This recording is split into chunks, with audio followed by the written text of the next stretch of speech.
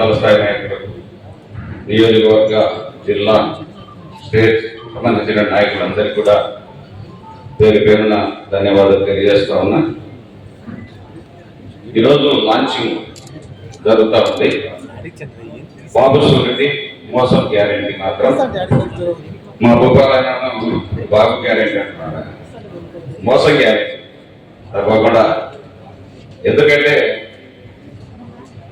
వీళ్ళు చెప్తా ఉంటే వాడు తుపాకి పట్టుకొని వస్తాడు పిట్టల ధర. నేను 6 ఊళ్ళో సత్రం కానీ 5 ఊళ్ళో దేవాలయం కానీ పిట్టల ధర అలాగా 5 ఏళ్ళ అభివృద్ధి అయిపోయింది నాకు ఒకటేసారిగా. ఏమడగలప్ప మనం 5 ఏళ్ళు ఒకటేసారి చేసినాను. మా నియోజకవర్గంలో 150 కోట్లు అభివృద్ధి అయిపోయింది అంటున్నాను. ఎక్కడ చూపి అంటే మళ్ళీ పలకడాల ఎక్కడ చేసావు చెప్పాలి కదా, చూపించాలి కదా.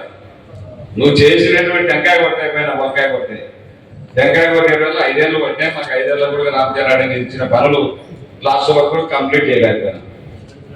ఆ రోజు ఆర్థిక పరిస్థితులు, ఎన్నో రకాల కోవిడ్, ఎన్నో రకాల ఇబ్బందులు అందులో రావడం మనం అంతా కూడా కొన్ని చోట్ల పనులు కూడా చేయలేకపోయాం. చేసిన వాళ్ళకి కొంత పాపం అనుకున్నది ఒకటి, దైవం దర్శింది ఒకటి, మనకు జరిగింది ఒకటి. ఆ రోజు మన ప్రభుత్వంలో మనం ఎన్నో పనులు చేయాలి, గ్రామాలు అభివృద్ధి చేయాలని ఒక ఆలోచనతో ముందుకెళ్తే రాష్ట్రం మన ప్రియతమ మాజీ ముఖ్యమంత్రి వర్యులు జగన్మోహన్ రెడ్డి గారు ఆ రోజు ఇచ్చినటువంటి హామీలు నెరవేర్చాలి, సంక్షేమాన్ని పూర్తి స్థాయిలో అమలు చేయాలనే ఉద్దేశంతో ఆ రోజు కొన్ని పనులు చేయలేకపోయారు. ఆయన ఒక్కటేసారి అని చెప్తున్నారు. ఆయన కూడా ఈ బాబు మాదిరి అయితే ఒక 50 ఏళ్ళ పనులు చేయొచ్చు. చంద్రబాబు నాయుడు చెప్పినట్టు అనుసరిస్తే ఇంకొక 10 సార్లు విషయమైనా ఆ పనులన్నీ కంప్లీట్ చేయొచ్చు. ఆ విధంగా కాకుండా మన ఆయన ఒకటేసారి నేను మాటించినా చేయాలి. అన్ని చెప్పినటువంటివి, చెప్పనటువంటివి ఎన్నో హామీలు చేసిన ఘనత మన మాజీ ముఖ్యమంత్రి జగన్మోహన్ రెడ్డి గారు. ఈరోజు చూస్తా ఉన్నాం ఏమి చేయలేదు, 1 సంవత్సరం కాలం అవుతా ఉంది. దీని ముఖ్య ఉద్దేశం ఏంటంటే ప్రజల్లో 1 సంవత్సరంలో ఎప్పుడు మనకు తెలిసినంత వరకు కాదు, రామచంద్రారెడ్డి గుర్తున్నంత వరకు కూడా నాకు తెలిసి ఇటువంటి ప్రభుత్వాన్ని చూసేస్తాం. చెప్పింది ఒకటి కూడా చేయకుండా 5 ఏళ్ళ అభివృద్ధి జరిగిపోయింది అంటున్నారు. ఎక్కడికి పోలా చెప్పడానికి సిగ్గానంటారు బయట. మాట్లాడడానికి ఏ విధంగా ధైర్యంగా మాట్లాడగలుగుతున్నారు అబద్ధాన్ని అంటే వాళ్ళు నేర్చుకునేది ఆ స్కూల్లో. నేను కూడా చదువుకున్నా కాబట్టి కొంత నాకు కూడా తెలుసు. ఆ స్కూల్లో చదువుకున్నా నేను కూడా. ఆ స్కూల్లో నేను కూడా ఒక లీడర్. నేను స్కూల్ పీపుల్ లీడర్ అనుకో, క్లాస్ లీడర్ కాక స్కూల్ పీపుల్ లీడర్ను, జిల్లా అధ్యక్షుడు. కాబట్టి దాంట్లో ఇదేంటి కదా, ఇంత అబద్ధాలు లేవు. ఇప్పుడు చూసి అన్ని అబద్ధాలు తప్ప నిజాలు ఎక్కడ చూసినా అయిపోయింది అభివృద్ధి. ఎక్కడ చెప్పలేని కదా సిగ్గుండాలి కదా. ఎవరైనా వింటాడు, అప్పుడులా కాదు. అప్పుడు ఏదో చెప్తే రామచంద్రారెడ్డి అని చెప్పిన 3వ వారికి తెలిసేది కాదు. ఇప్పుడే కాదు, ఎంతమంది అన్ని కోట్ల జనాలకు తెలుసుకుంటా ఉంది. వాట్సాప్లో, సోషల్ మీడియా విపరీతంగా చూస్తా ఉన్నాం. సోషల్ మీడియాలో విపరీతంగా వస్తూ ఉన్నాయి. పాతది పక్కన పెట్టే సిగ్గులే. నువ్వు మాట్లాడినవే బాబుది, నువ్వు మాట్లాడేది మళ్ళీ వినిపిస్తున్నావు కూడా ఆలోచన కూడా లేకుండా మాట్లాడుతా ఉన్నావు. మేము మాట్లాడలేదు అన్నట్టుగా ఈరోజు తిరిగి మనకే ప్రోకులేస్తా ఉన్నాం. ఈరోజు చూస్తా ఉన్నాం రాష్ట్రంలో రాక్షస పాలన నడుస్తూ ఉంది, దుర్మార్గాలు నడుస్తూ ఉన్నాయి, అత్యాచారాలు నడుస్తున్నాయి, దోపిడీలు నడుస్తున్నాయి, ఎన్నో రకాల అస్తవ్యస్త పాలన నడుస్తూ ఉంది రాష్ట్రంలో.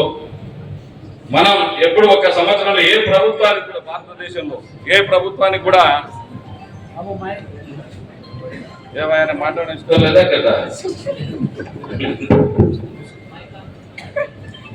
భారతదేశంలో ఏ రాష్ట్రంలో కూడా ఇటువంటి దరిద్రమైనటువంటి ప్రభుత్వాన్ని మనం చూసాము.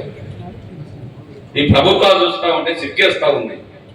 ఎక్కడ కేసు లేదా, ఇదేంటి మాట్లాడే అర్హత మాట్లాడడానికి లేదా, నువ్వు మాట్లాడిన మాట బయటికి మేము చెప్పడానికి లేదా, మాకు వాక్ స్వాతంత్రం లేదా, నిలదీయడానికి లేదా, ప్రతిపక్షాలు ఎందుకు ఉండేది? నిలదీస్తాం తప్పకుండా. మీరు ఎన్ని కేసులు పెట్టారు? భయపడే ప్రసక్తే లేదు. వీళ్ళు అనుకుంటున్నారు మళ్ళా దబిడి దిబిడే వచ్చి నాకు ఇవన్నీ గుర్తు పెట్టుకొని వడ్డీతో సార్లు ఎక్కేసి తబలా వాయిస్తాం. తబలా రెండు బాగా వాయిస్తాం, ఇబ్బంది ఏం లేదు, గుర్తుపెట్టుకొని చేస్తాం ఆ పని, భయపడే ప్రసక్తి లేదు. రాష్ట్రంలో ఎక్కడ చూసినా ఏదో చిన్న ఏదో క్వశ్చన్ వేస్తే పోలీస్ స్టేషన్ బియ్యం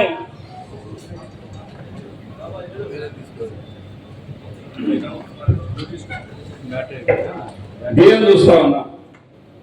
పొక్కులు తింటున్నాయి, ఇప్పుడు మందులే తింటున్నారు, పందికొక్కులు తింటున్నాయి. ఇప్పుడు బియ్యం ఏమన్నా గోడౌన్లో వేస్తే ఇప్పుడు 10-18 రూపాయలు, మన దాకా 24 పెట్టారు, 20 అయిపోయింది, 18 అంట.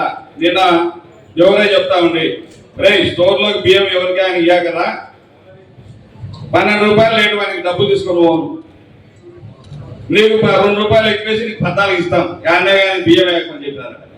తీర్మా ఇది బాగుంది. ఇంకా సంచి ఎందుకు, మళ్ళీ పొద్దడం ఎందుకు, తూకం వేయడం ఎందుకు, ఇంత దుర్మార్గంగా.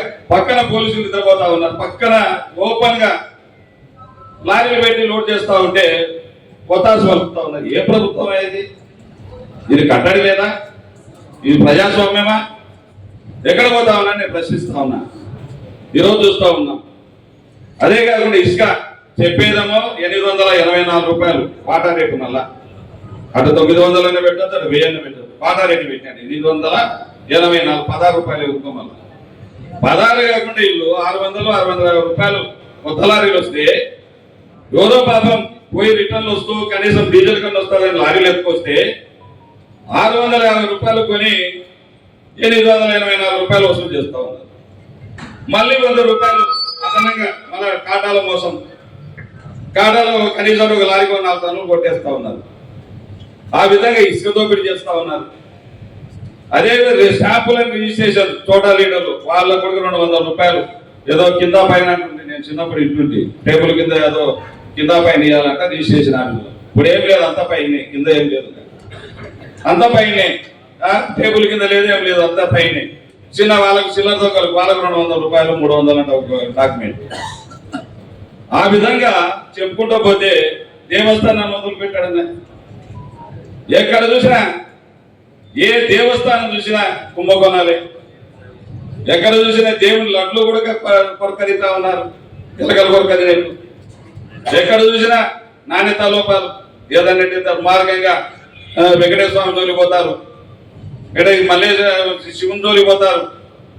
వీళ్ళకు త్వరలో అందుకే పోయే కాలం వచ్చింది సంవత్సరంలోనే. అందుకే ఈరోజు నిలదీయాలని చెప్పి కార్యక్రమాన్ని జగన్మోహన్ రెడ్డి గారు, ఈ ప్రజల్లోకి వెళ్ళండి మీరు.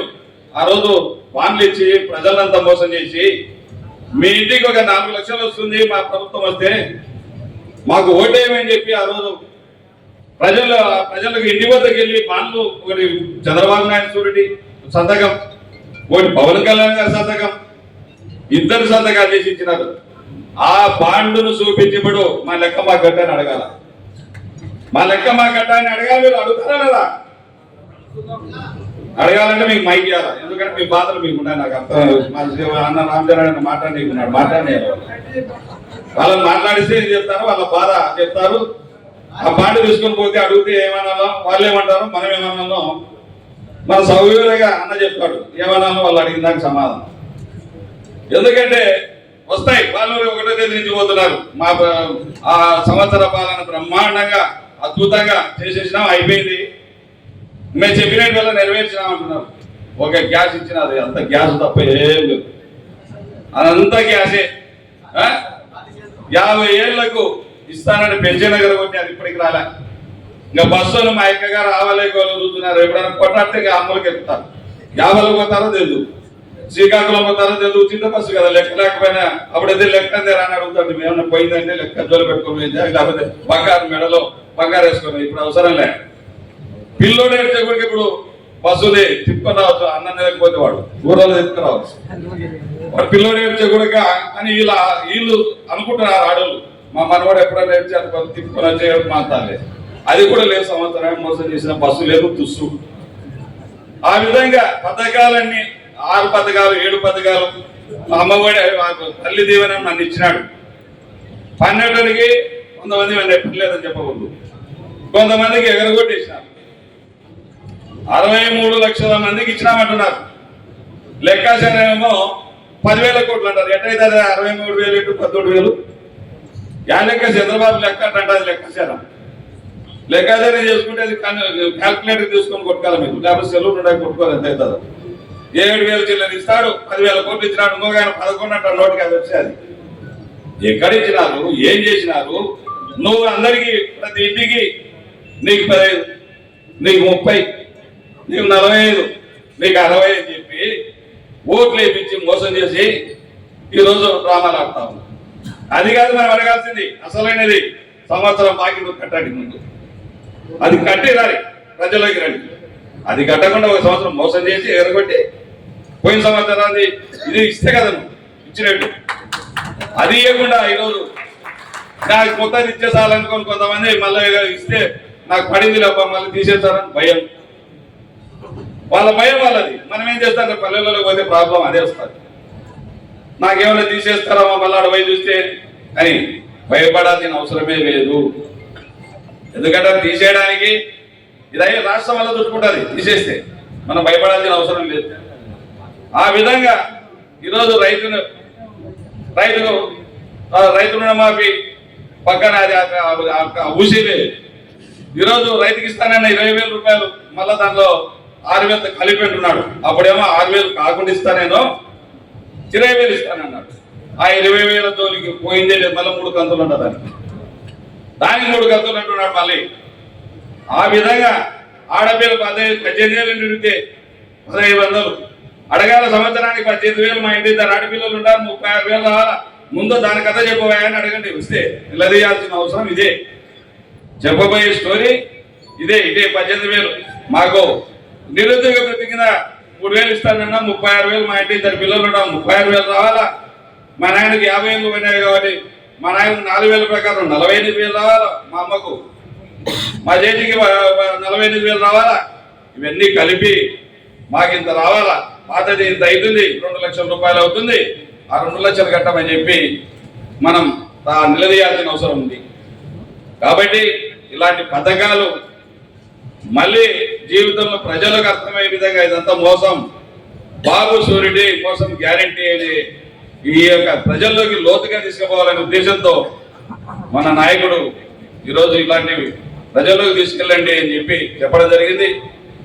ఆయన ఆదేశాల ప్రకారం మన ప్రజల్లోకి మీరు కూడా ప్రతి గ్రామాన ఇప్పుడు వచ్చినదంతా రాష్ట్ర స్థాయి, జిల్లా స్థాయి, మన నియోజకవర్గ స్థాయి వరకు ఈరోజు ఇక్కడికి వచ్చారు. అన్ని కూడా మనం ఎవరైతే పదవులు ఇచ్చామో వాళ్ళందరూ కూడా పాల్గొనేటట్టుగా ఇంకా గ్రామాలలో మనం ఇవి విలేజ్ కమిటీలు వేయాల్సిన అవసరం ఉంది. దాంతోపాటు దీని గురించి వచ్చినప్పుడు అది కూడా మీరు గ్రామాలలో రెడీ చేసి మీ యొక్క గ్రామ కమిటీలు, వార్డు కమిటీలు కూడా ఇవ్వాలని చెప్పి అధ్యక్షుల వారు ఆదేశించడం జరిగింది. కాబట్టి ఇవన్నీ దృష్టిలో పెట్టి నేను ఇప్పటికీ ఎక్కువ మాట్లాడితే ఇవ్వాలన్న నా జోలికి మళ్ళా వస్తాడుగా. కాబట్టి ఇంతతో ముగిస్తూ మీరందరూ కూడా నేను సత్యాన్ని లైక్ చేయండి, నీతిని షేర్ చేయండి. సైరా తెలుగు న్యూస్ టీవీని సబ్స్క్రైబ్ చేయండి.